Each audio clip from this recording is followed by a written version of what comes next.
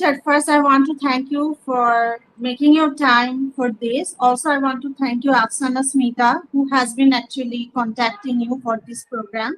She's in the backstage and she's helping us. So I'm thankful to her, and also I'm thankful to you as well.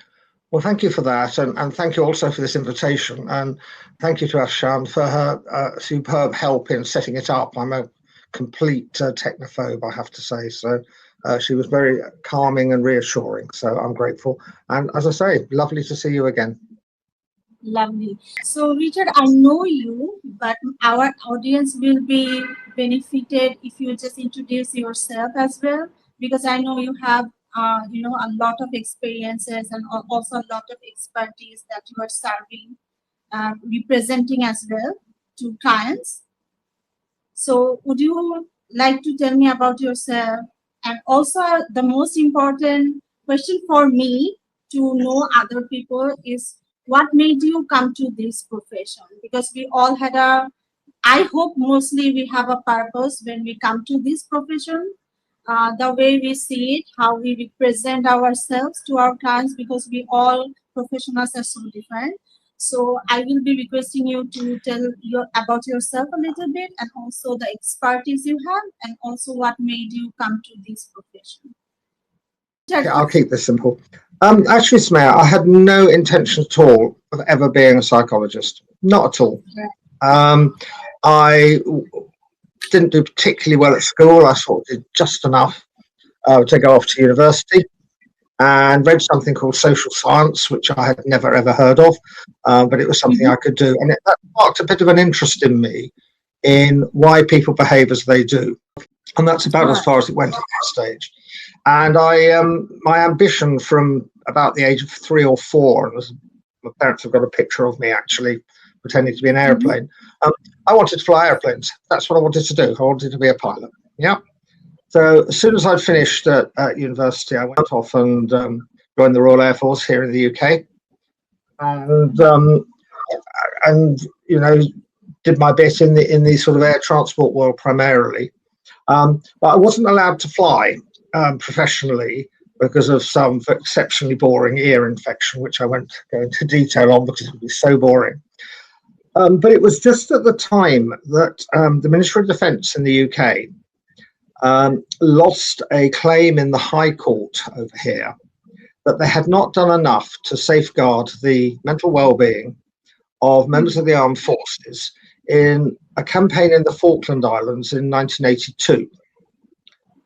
By now we're in the mid-90s. And as a consequence of that, the three services, the RAF, the Army and the Navy, sort of set up a little tiger team to take forward looking after the mental health of people primarily in the military and in the supporting services.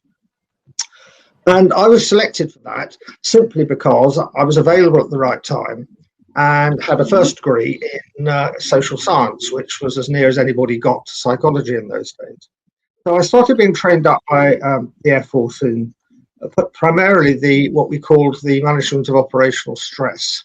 So how people react when they see things that they really don't want to see, or be involved in things they don't want to be involved in at close quarters, and how they then react to that and are able to continue to do their jobs in short term. And I found this hugely interesting, actually. A, because it was a challenge. B, because I knew something of the operational environment. And C, because I thought for the first time, if you like, a light came on in my head of, okay, I'm not going to be able to fly airplanes around the place as much as I'd like to, but I could do this instead. And this was, by now we're about the mid-1990s. I'd done a lot of training. I'd trained up in the management of stress and all that sort of stuff. And I'd also done a quite comprehensive module on coping with trauma. And this turned out to be sort of the light bulb moment in a lot of ways. Anyway, I'd completed that. I'd done that. And then on the 5th of October 1999, at 11 minutes past 8 in the morning, and you can tell that the date sticks, I was involved in a train crash in London. And it was a horrible train crash. It was known as the Paddington rail crash. And it involved two trains going into each other. One of them caught fire. and unfortunately, the carriage that I was in was right in the centre of the fire and the fireball. And anyway, so I fortunately managed to escape with my life from that. A lot of people didn't, but I did. And there's a story in there, if you know, on why we're on the planet, but that's really for another time, perhaps. But I then spent 3 months in the burns unit at the Chelsea and Westminster Hospital in London. And I started applying to the other people in the burns unit. We'd all been involved in the same accident.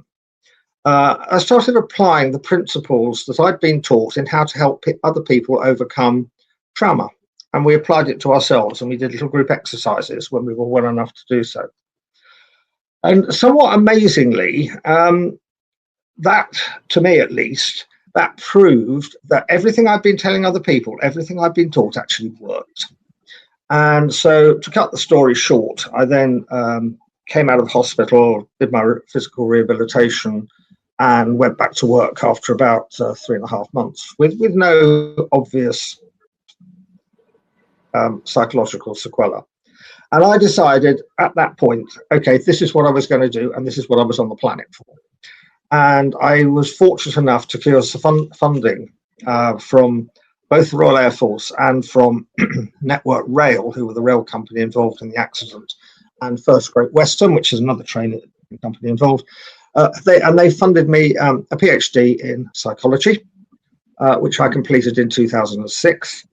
And from then on until I left the Air Force in 2012, I was at the forefront within the Royal Air Force, certainly, of making sure that we had a mental health policy that was fit for purpose, that actually did what it said on the tin, for want of a better word. And also getting hands-on experience, particularly for operational deployments and people returning from operations and that sort of thing. And then I left in the Air Force in 2012 and thought, okay, right, I'm going to be a psychologist. And I went to work in, first of all, in the National Health Service. And the problem with that, and you may identify with this, Sonia, is that you have a set period for a consultation, and that set period is 40 minutes. And it became quite obvious to me, sort of specialising in the trauma world, that 40 minutes is not enough. So I decided, okay, this is not for me. I'm not going to be pigeonholed. And instead, I decided to do lots of different things. What's called a portfolio career, some of which paid me money and some of which didn't. And one of the things I got involved with was the Acid Survivors Foundation, as you well know, based in Dhaka. And this came about, again, completely by chance. When I'd been sitting in a burns unit, one of the workers from a charity in the UK called Changing Faces, run by a great guy called James Partridge, he came to see us all and said, "How are you doing?" And he was talking about the changes, the psychological effects of the change in your face when you've been burnt. Anyway, moving the clock forward, James rang me up one day and said, "Would you like to go out to Bangladesh?" And I recall this conversation vividly. I said to James, you know, I've got a young family. My twins at the time were about 6 and my lad was about 8. I said, you know, I need to spend time with the family. And he kept pressing me. I said, okay, I'll go. And I went out to Dhaka for the first time in 2014. Absolutely fell in love with the place. I love the chaos of Dhaka. I really did. But what I really remember is the warmth of everybody and the, you know, excitement that something might be going to change in terms of mental health and all the rest of it. There's a lovely lady out there who you may know called Manira Rahman, who was heading up the Acid Survivors Foundation at the time. So we ran some conferences and we started working on rehabilitation policies for the Acid Survivors Foundation, and I had a great month out there. My children came out too for part of that time with my wife, and they loved it out there as well. I just, you know, the cultural differences were just a huge challenge and an exciting challenge for them. And again, everyone was so welcoming. And then I came out again in 2015 to Bangladesh, again at the behest of Manira Rahman, who by then had moved on to head up something called the Innovations for Wellbeing Foundation, which was all about getting a mental health act on the statute books in Bangladesh, which was eventually achieved in 2018. And again, you know, you live in such a beautiful country. I have to say that it is absolutely beautiful. And when it's, all the sort of political chaos is calm, I mean, what a glorious place to live, however hot it might happen to be at this minute. I do now, I'm involved in several what we call third sector charity pursuits in the UK, mainly to do with providing access to psychological therapies for people that can't afford them. And there are very long waiting lists in the mental health world in the UK under the National Health Service. But I also run my own private practice here in Gloucestershire, which was supposed to be nice and small and just keep my hand in, and has expanded beyond all belief. But I love it. What else do I get up to? Quite a lot of things to do with collective trauma, disaster management, and that sort of thing. And I also work for a couple of care companies as their mental health expert. And I absolutely love it. Is that enough for you for a little bit? Yes. First, I want to ask the experience, the traumatic experience, how the knowledge of this field helped you to overcome those traumatic events. And also, when you are serving to military people, do you feel they need the mental health services more than average people, or they take the mental health understanding very differently than general people? What's your take on that? Okay. Let me start with the one about direct exposure to a trauma, if I may, Samaya. I mean, for me, I mentioned the Paddington rail crash earlier on. And if I choose to, and it doesn't distress me in the slightest, I can remember that almost frame by frame. I can remember, the terrific crash. I can remember the train carriage flying through the air. I can remember the first fireball coming through, and then the flashback. And I can do it all. And I can do it all in terms of my senses, that I can feel the heat if I really want to. So it was unquestionably a trauma. And I think, if I may, because this is my sort of specialist area, can I just explain to you what I mean by a trauma? Okay. And I'm going to use the words of Sigmund Freud back in 1921. He, as you know, was the father of psychoanalysis. And Freud described trauma as an event of such emotional intensity that it breaks through the body's normal defenses and floods it with an uncontrollable anxiety. Okay, just let that sink in for a second. An event of such emotional intensity, it breaks through the body's normal defenses and floods it with uncontrollable anxiety. So anyone going through an experience such as that, and for me the Paddington rail crash was certainly that, I have to realise to kick off with that my brain has had a hell of a shock. Yeah, all the chemicals in the brain that normally keep me relatively stable and super boring actually have been thrown into all sorts of confusion. And the prime response to that is anxiety. And if we accept that, then we must appreciate that anyone who has been through a traumatic episode is going to need time for their brain to adjust. And they're going to go through quite reactions in terms of avoiding the episode, not being able to sleep, which normally lasts for about 6 weeks, something like that, after which the brain remarkably manages to recover. But what I really learned out of Paddington, which conformed with a train of thought I was looking at when I was studying the whole thing, was that what we should not do if people who are exposed to trauma, what we should not do is promptly sit them down and ask them how they feel. What we've got to do is understand that they will be going through a period of anxiety, and that when they are ready, we'll be there to support them. And that's a big difference from sort of the old days of critical incident debriefing, which was all about everyone's got to sit together and talk about their feelings, to where we are now in terms of making people aware of what the normal response to an abnormal event is, how long it will last, giving people information, giving people space, but being aware that at some stage they're going to want to talk about what happened and their feelings and emotions around it, and being there for them at that stage is the pivotal bit. So as a professional, we are always encouraged to ask questions like how are you feeling, what's going on in your head and mind, but you are telling it will be much more appropriate for people who has or had gone through traumatic experiences, to give them space for readiness when they are willing to share this with a professional. Yes, absolutely. But what I'm not saying is that we sort of ignore people by giving them space. Yeah, we let excuse me, we let them know that we are there for them, and that when they're ready, they can come and talk to us. But what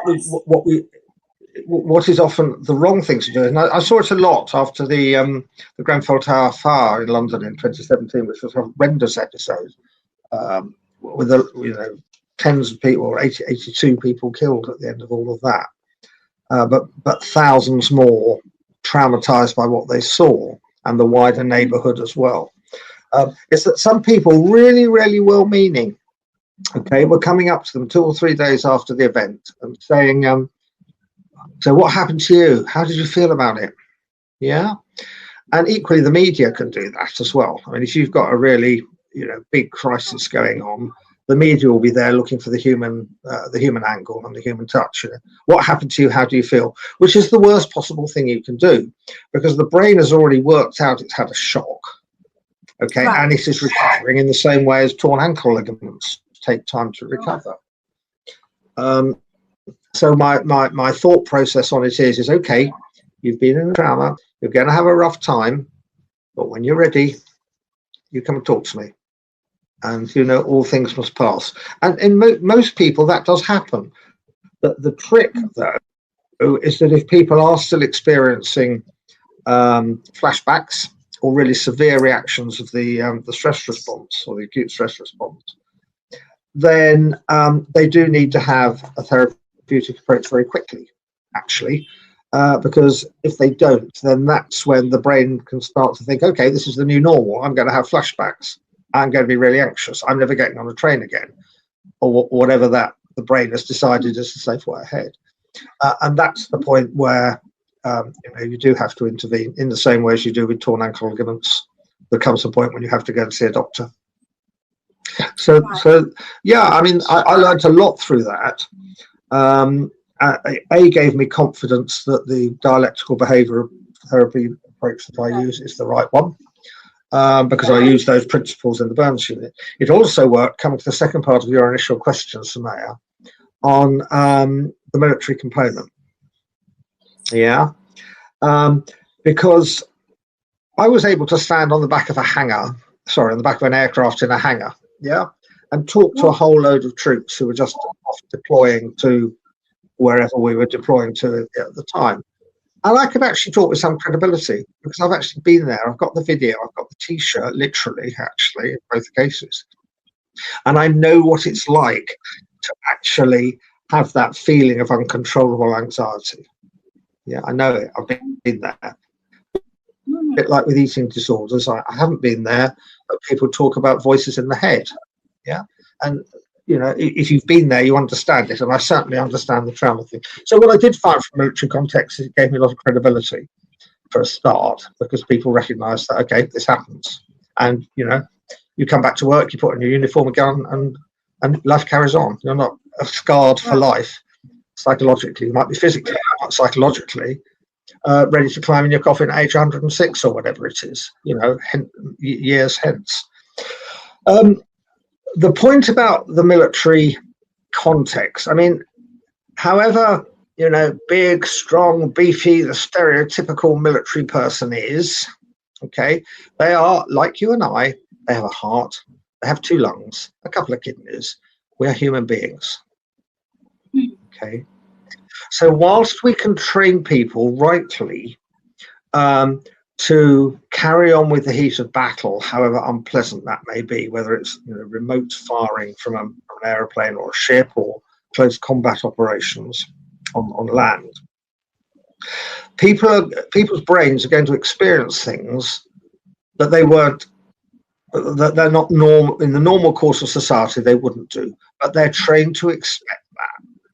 But what is important is that when the heat of battle is done, so to speak, that soldiers, airmen, aviators, and have the opportunity, without prejudice to their career, to be able to talk to people about how they're feeling. Because as you know as well as I do, stuff that gets put in the subconscious and is not given the chance to come out will probably come out on later in life in the most horrendous way.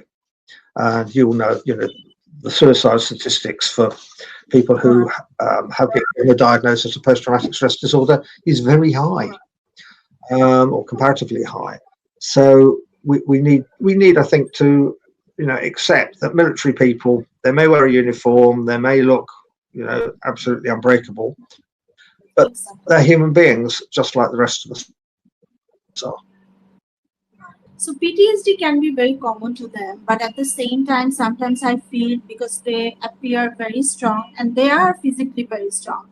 But what if they have, their own childhood traumas? Because a lot of people don't come in military because they want to. Sometimes they feel it's an escape, it's an tactics they can survive better.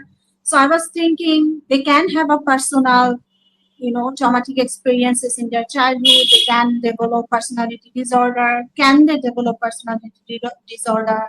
Or they can have different interpersonal relationship issues where they're experiencing different type of commands or different type of system when they are dwelling in family life and family interactions and general interactions with people. They feel they are very isolated because they cannot go and hang out with general people. Mindset is different, grooming is different. What do you think about that? Can they have more general mental health issues than just PTSD? I put it the other way around. I wouldn't say they'd have more, but they'd have the same sort of challenges that all the rest of us do. Some of us have a relatively easy upbringing. Some of us don't. Some of us have happy relationships. Others have abusive relationships. Okay. For some of us, we may have a troubled family background in that, one of our birth parents is not there. Yeah. And that's common across the field. I think what is different about the military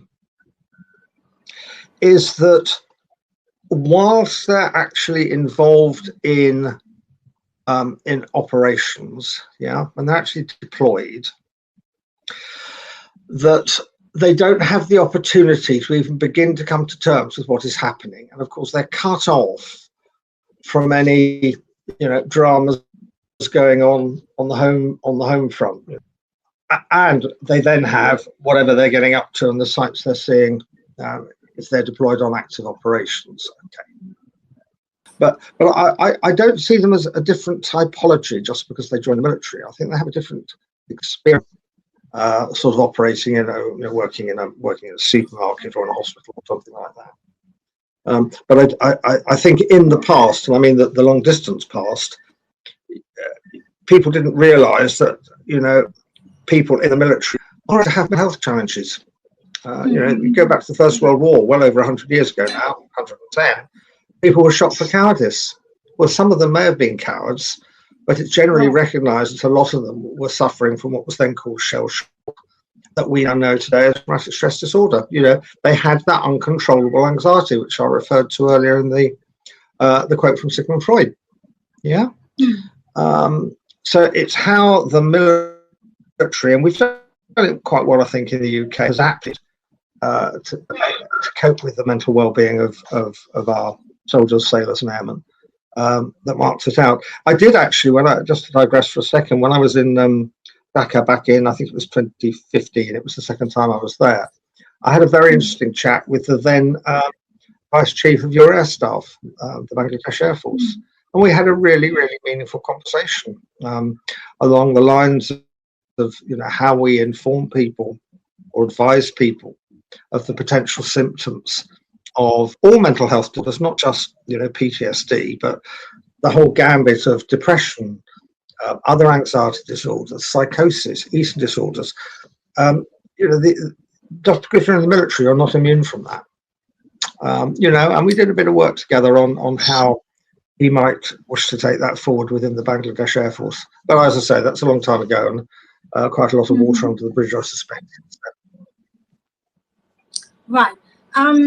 So your experience with them and with general people, I think you are saying that there is no such differences. It's just human being facing different issues in their lifetime, I guess.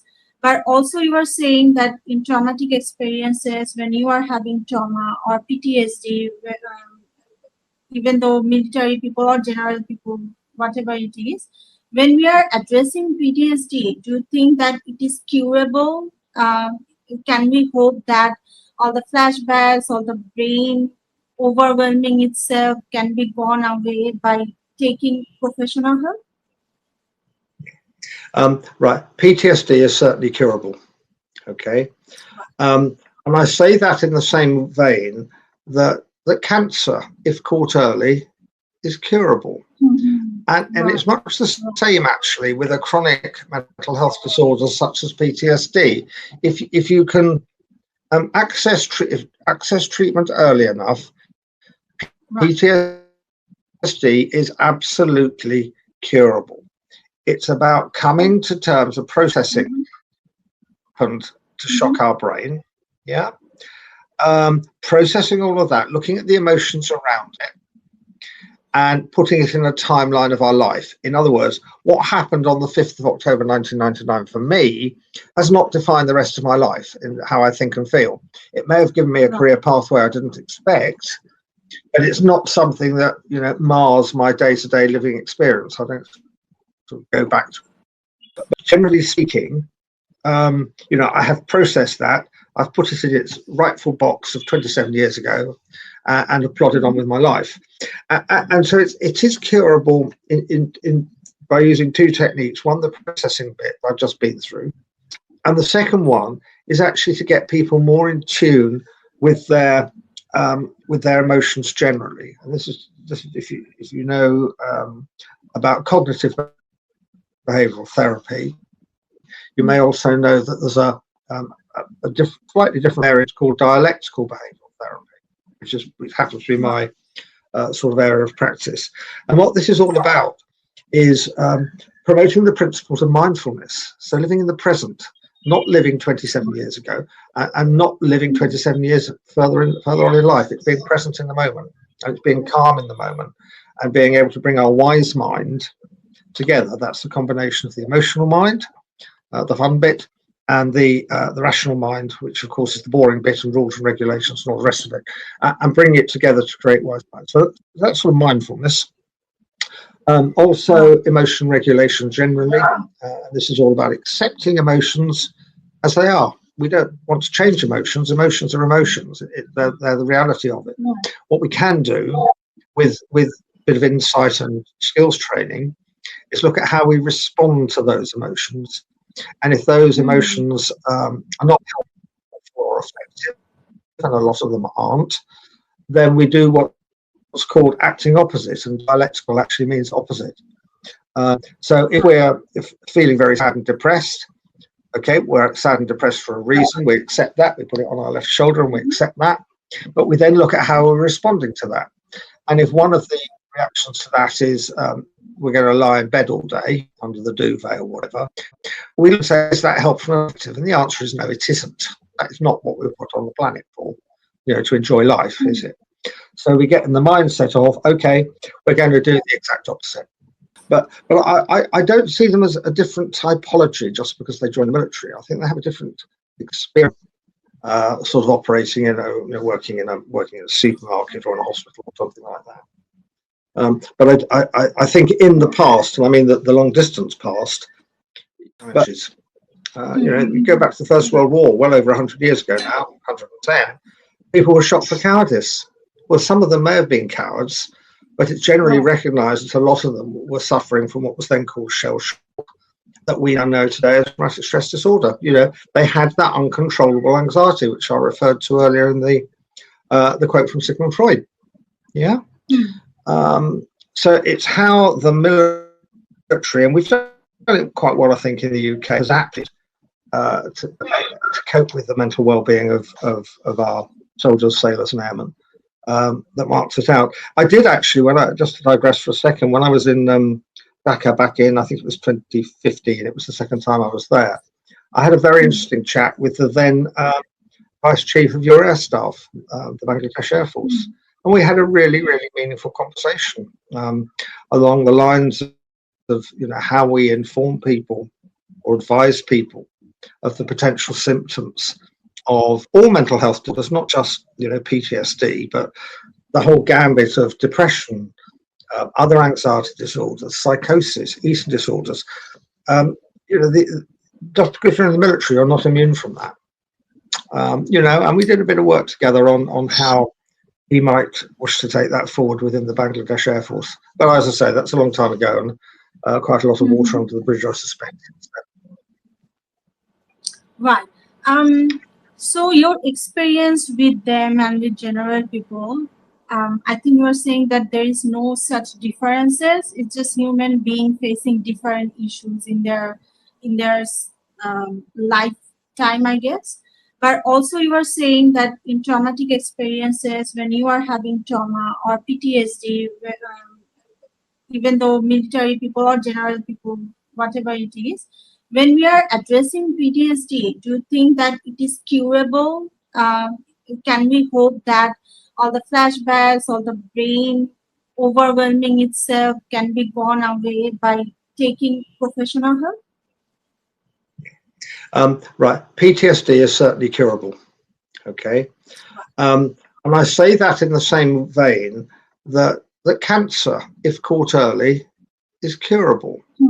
And it's much the same, actually, with a chronic mental health disorder such as PTSD. If you can access treatment early enough, PTSD is absolutely curable. It's about coming to terms of processing happened to shock our brain,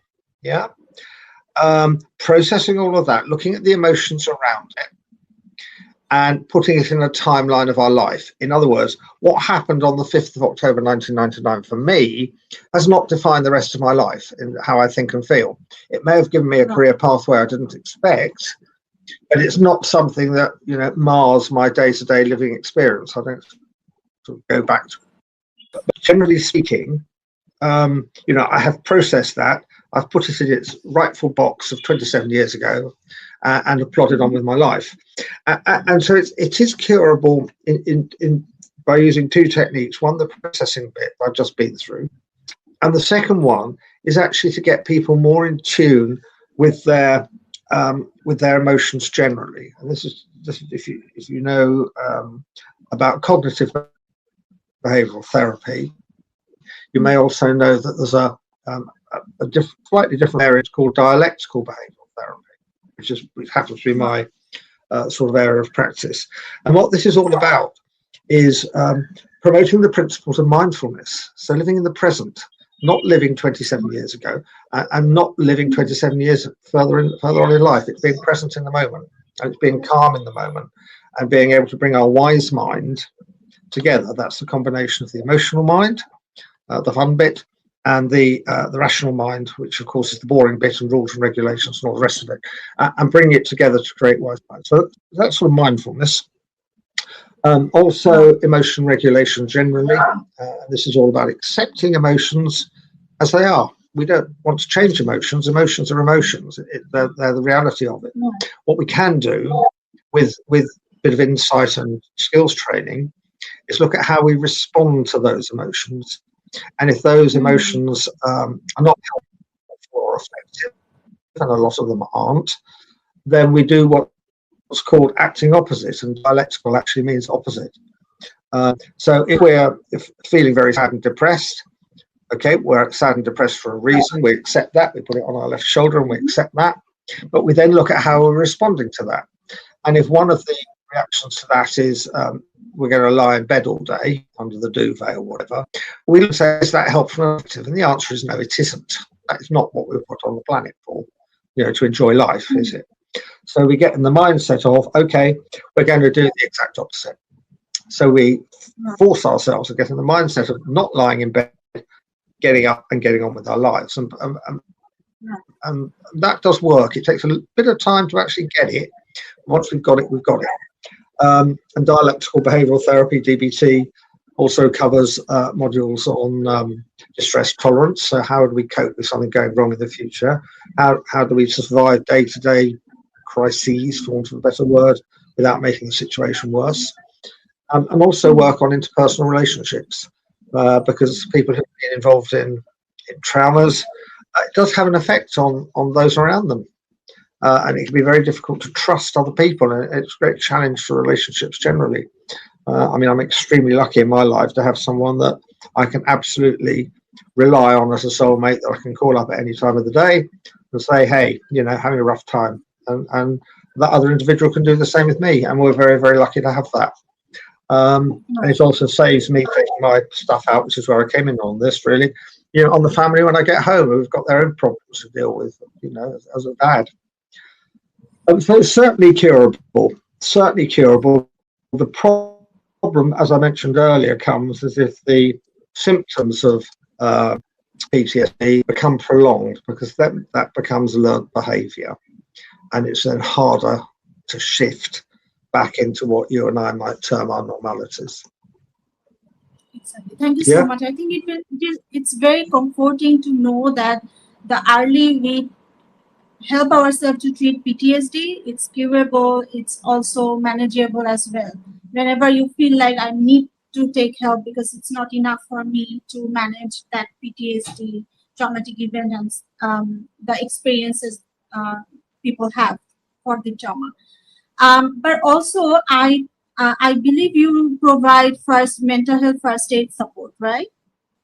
Yes, and in fact, I was involved in the program that initiated mental health first aid in Bangladesh in 2015 again. Right. And that was a privilege to be able to do that. And yes, I still deliver it. Okay, and mental health first aid is basically a vehicle for making people more aware about the symptoms, well, the causes and the symptoms of all the typical mental health disorders. So that's, again, depression, it's anxiety disorders, psychosis, eating disorders, and also providing an intervention that enables to provide the first level of first aid, hence the title, for people who are in distress or are in crisis. And it's equivalent, I always put it, to physical first aid. And in fact, the sort of bit of paper you put on your wall, that mental health first aid, equates to physical first aid. Yeah. So if someone collapses in the street, if you know a bit about physical first aid, you might try and get the heart going again, get some breath into them, put them in the recovery position, that sort of thing. And the tool used within mental health first aid does much the same in terms of dealing with immediate crisis and then passing the individuals over to the professionals. So that's mental health first aid. Thoroughly recommended, and I gather it's being rolled out quite widely across the country in Bangladesh. So that is great, because if people understand what mental health is all about, it becomes less scary. So we start to get away from the stigma of it. Yeah. And the second stage is actually the listen stage, which is the most crucial of all. And it's about being a good listener. So that's listening to understand. I mean, how many times do you have a conversation with someone, Samaya, and you're sort of thinking, how on earth am I going to reply to what that individual is saying? Yeah, if you're honest. I do. I'm sure you do too. Okay. And that's called listening to respond. Yeah. What I'm talking about here is listening to understand. It's empathy. And so that individual feels confident they can talk about the whole 9 yards of everything that they happen to see. And for most people, that will be enough to recover to normality within this sort of 6 to 8 week window immediately after the event. But for those who are still experiencing, symptomology relating to to their exposure to trauma, then that's when you link them, you empower them, you support them. You don't do it for them, but you empower them to link up with professional organisations or with professional activities. It doesn't always need to be a mental health professional that would help them to get their life back to normality, or as near to normality as they can get. And that's psychological first aid. So the two things are slightly different. But certainly the Grenfell Tower for me, one of my best friends and someone I still do a lot of work with in terms of disaster planning and management. She taught me a heck of a lot about how psychological first aid actually works. She's had experience of it in other settings as well, and we put it together into practice in the UK. And I have to say, I think it was one of the biggest success stories of my life. That, and it sort of rolls forward as well, because I use psychological first aid on a contract with the local county council over here. We live in Gloucestershire, and when there was the COVID outbreak, we used psychological first aid to determine who was most likely to be at risk during the COVID restrictions. Those who were, marginalised from society or were underserved in terms of traditional structures, and we use that mechanism. We train people up to support them, and we then did exactly the same thing 2 years later in the UK when we had a large number of people displaced from Ukraine because of the war over there. They came over to the UK, and we used psychological first aid principles because the things that they saw when they were back home in Ukraine, and indeed when they were escaping from the war environment, they're a bit about, and it's of such emotional intensity. And so we did a lot of work with them, and indeed, having done it with the displaced people themselves, and they all speak brilliant English, or most of them do anyway, people from Ukraine. After they'd been here about 6 months or so, we reached out to the UK host families, because a lot of them had spent most of the preceding 6 months listening to horror stories of what their Ukrainian guest had been putting up with. So they sort of got a bit of a dose of what's called vicarious trauma, which is sort of second-hand trauma over a long period. And psychological first aid proved absolutely fantastic in that environment as well. A lot of it was delivered online, and that model was eventually taken on by the UK government as the recommended intervention of choice following a disaster or humanitarian aid scenario in the UK. Someone would like to take me out to Bangladesh, I will be delighted to expound the principles of psychological first aid in that environment. You were in Bangladesh and you have served people who were acid victims, Rohingya refugees, and also you worked with the Innovation of Wellbeing organization. I was really curious about were there any cultural barriers and language barriers, because you have came to Bangladesh in 2015 and it was long time back. In that time, did you face any cultural barrier in case of sharing interventions and rapport building, or it was really easy to connect with people without having those cultural barriers and language barriers? Yeah, I mean, there are clearly cultural differences.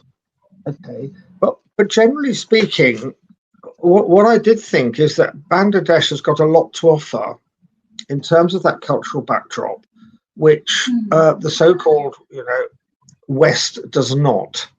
My first point is the strong connection there is between normally large families. This doesn't go for everyone. There will always be sort of the outlier, but generally speaking, the connection within a family, I think, is so much stronger.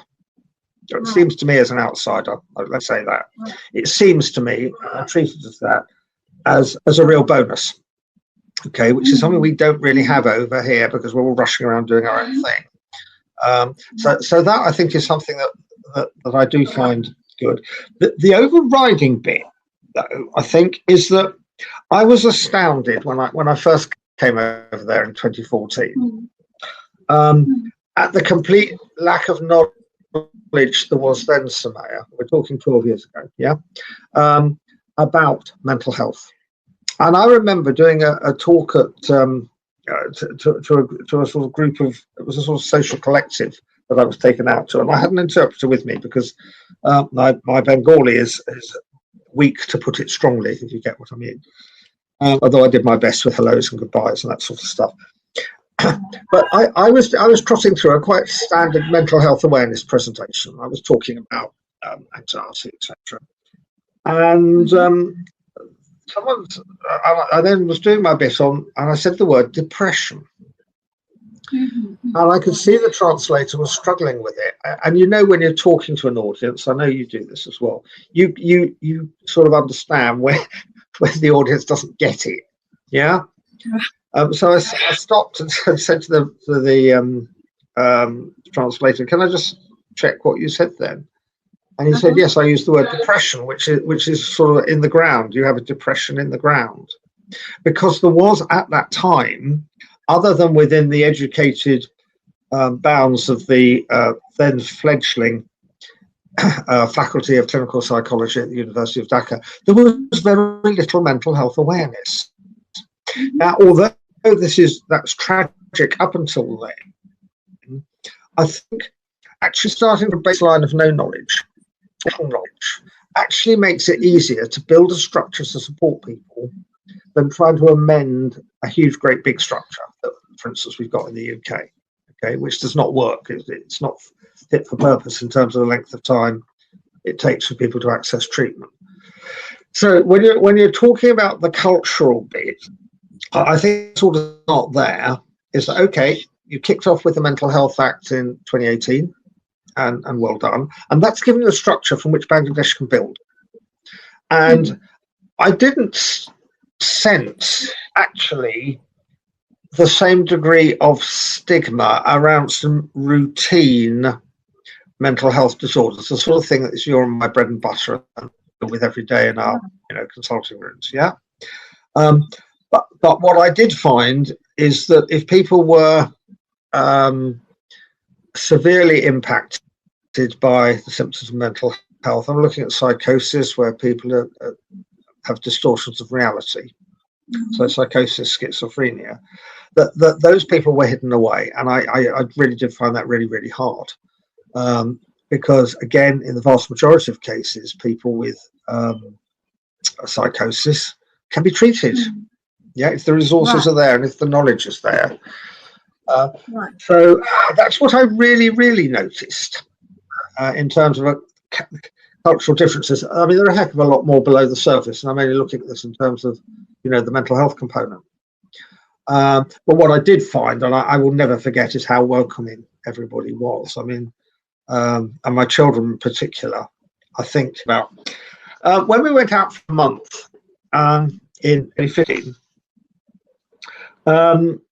And my wife and 3 children came with me, and they, as I say, were then aged, they'd have been 9 and 7 at that point, yeah?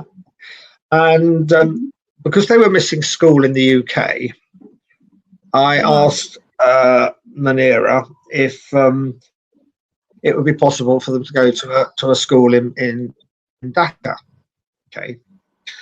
And she said, yes, of course, I'll arrange it for you. And bless her, it was then arranged for the kids to go to some international school with, all facilities, blah, blah, blah, in Dhaka. I said, no. What I want them to go to, please, is the equivalent of the state school that they go to, state primary school they go to in the UK.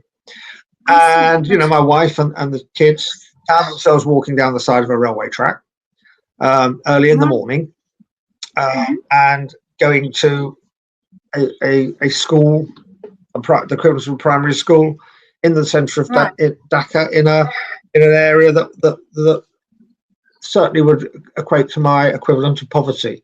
But what they really got from that was how keen kids were to learn, which is slightly different from some of the environment.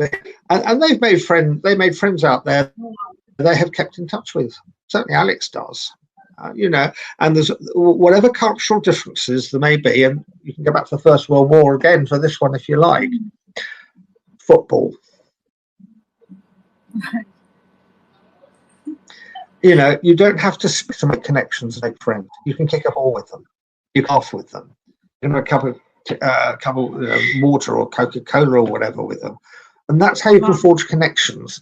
And something like that is a really, really good way of actually getting people to understand that, yeah, cultures may be different, but at the end of the day, we've got a heart, we've got 2 lungs, we've got a couple of kidneys, we've got a liver, and all the rest of it. We're human beings. Right. And it's a lesson they certainly brought home to the UK. And also realised, I have to say this, don't I, but how lucky they were that they only have to walk 100 metres up a hill to their primary school in the morning, as opposed to 3 miles down a railway track for some of the attendees at that place. So it was a really great experience for them in actually, yeah, we have cultural differences, but there's something beyond that. We're all human beings, and I firmly believe in that. We are glad to hear that you have positive memories around Bangladesh and your service here, because I think it's very challenging for people to come here and have that willingness to connect with people who are not from the same country and same culture. So I think kudos to you as well, because as far as I know, as much I have connected with you, you are very easygoing and kind of focus on how to attend the person, not just listening and responding, but to understanding the person as well. When you have pointed out Bangladesh has a strong point, they have that family structure and family bond which is very strong. When it comes to serving elderly people who can have empty nest issues or being isolated because their families they don't belong to that extended family anymore, so they can have different midlife crises or other isolating empty nest syndromes in them. How we can address that in Asian culture or whatever culture it is.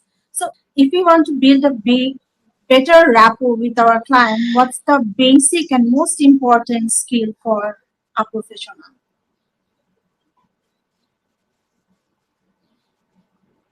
Okay.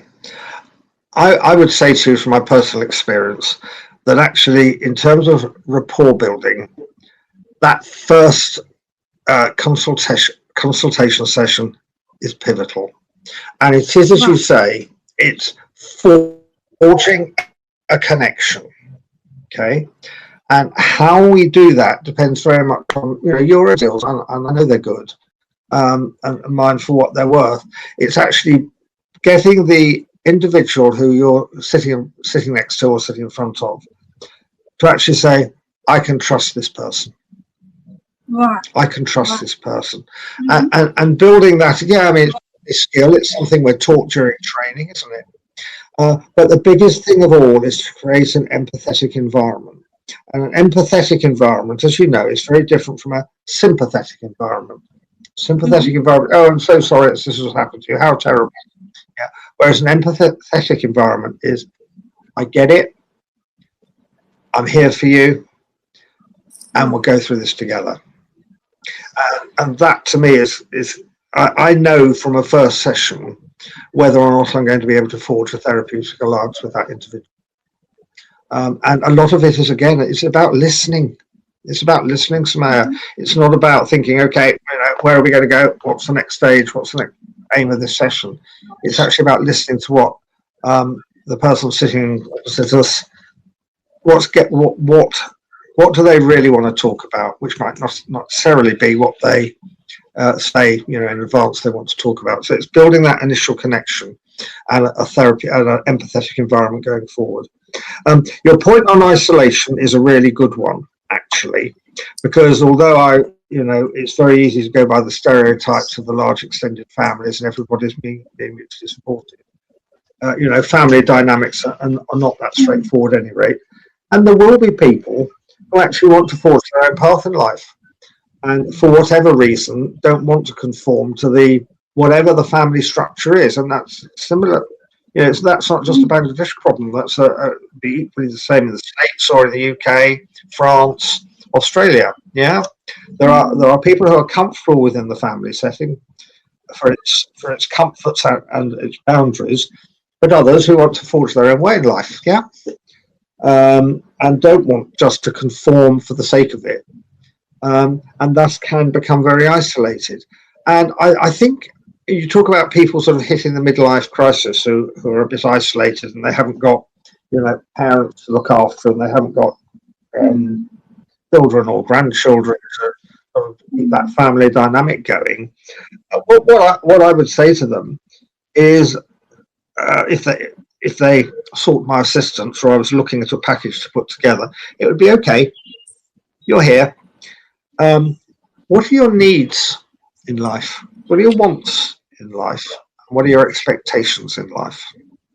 In other words, what we're trying to do here is, from the point of view of the person who we're supporting, it's what do they want to get out of life? Yeah, that's what the needs, wants, and expectations are all about. But it's also about reinforcing the fact that they do have a place within society. And they may not have a close family, but from their needs, wants, and expectations, they'll have interests, they'll have activities, they'll do stuff they enjoy doing. And from that, they will be able to find other people with the same sort of levels of interest. Yeah, and therefore giving them a sense of purpose and a sense of belonging, both of which take us back to that famous word we talked about before, connection. Yeah, I was talking about, I'm sure you got it, the bit about how I go about it, trying to achieve rapport, and also how I would approach people who don't conform to the neat family structure and therefore can become isolated as they go through life. And I thought I'd answer that. Right. I think I really agree with you. When the family is not that close, we can have a bigger purpose, like can we serve to the society and can we belong to the collective world more than just thinking I am so isolated. That can be really helpful. So we are at the end of our podcast. I would like to know that a lot of people have complained that psychological support is quite expensive, and also they kind of question the validity of that cost. Is it worth it? Is it effective? Is it going to have great changes in my life? In that sense, what's your message as a professional to the listeners, that why mental health service is useful and effective, and is it cost effective, and should we go for session when we feel like I can just have these advisors and great listeners to my friend circle, with my friends, with my families. I can share it with other people. Why I have to go to a professional? So what's your advice for the listeners on that? Okay. Let me start from here, if I may. There is no health without mental health. Right. Okay. Let me start from there. In the same way as there is no health without physical health. Exactly. Yeah. Physical health's easy. If we break an ankle or whatever, we trot along and we get it treated, because we understand that unless we have a broken ankle treated, it is that's going to hinder our life. And my starting point is mental health is just the same. If we're in an entrenched state of depression, and you mentioned isolation, I mean, one of the of course prime things that goes with isolation somehow is depression. Yeah. And they sort of feed each other, and we go deeper and deeper down the hole of what's our purpose in life, and become increasingly sadder all the time. So I would say to anyone that if they are experiencing anxiety, if they're experiencing persistent low mood, if they're experiencing distortions from reality, if they're experiencing difficulties in managing to eat normally, that they should, in the same way as they would with a broken ankle, seek a mental health professional who will be able to address it. That's whatever the mental health disorder is. And yeah, I mean, in our society, access to professionals, be they car engineers, be they heart surgeons, be they technology experts, or be they psychologists or psychotherapists, they are professionals. And in the same way as we pay for a car to be serviced or whatever, we have to pay because that's the way of the world today. We have to pay for their services, but the benefits are that we can get our life back to being comfortable with our emotional state, being comfortable with our lives, and being able to move forward positively throughout our lives. Because poor mental health and poor mental well-being will not give us the positivity of life and indeed the purpose of life that we would all wish to have. So, yeah, it's like all things, it's about choices. But there is no health and there is no positivity without positive mental health as well. Exactly. Couldn't agree more. Thank you so much for your time, Dr. Richard, because it was really beneficial to know more perspective from someone with much more experience and from a different cultural setting. Thank you for saying how old I am. By referring to my experience, what I will say,